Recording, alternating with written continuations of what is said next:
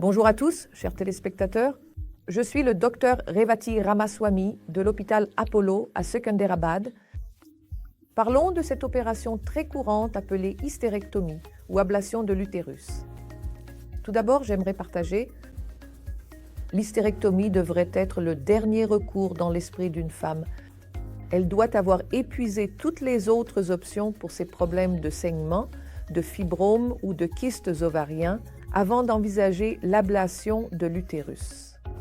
Et surtout, si vous êtes une jeune femme de moins de 40 ans, s'il vous plaît, ne considérez pas l'ablation de l'utérus comme une option.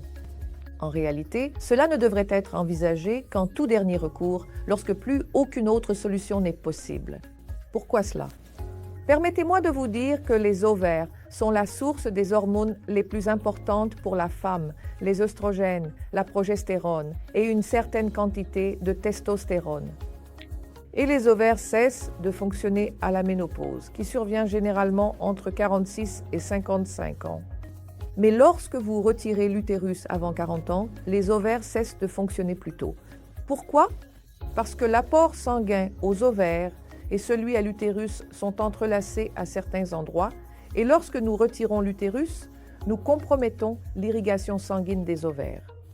Ainsi, les ovaires peuvent défaillir prématurément ou développer des kystes. Donc, ma demande à tous les spectateurs est la suivante.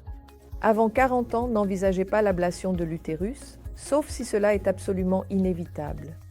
Même après 40 ans, il existe de nombreuses alternatives comme l'hystéroscopie, la colposcopie ou encore les thérapies hormonales avant d'envisager le retrait de l'utérus. Cela devrait être la toute dernière option à laquelle vous pensez. Lorsque le médecin affirme qu'il n'existe aucune alternative à part l'ablation de l'utérus, ce n'est qu'à ce moment-là qu'il faut envisager l'hystérectomie. Merci mes amis.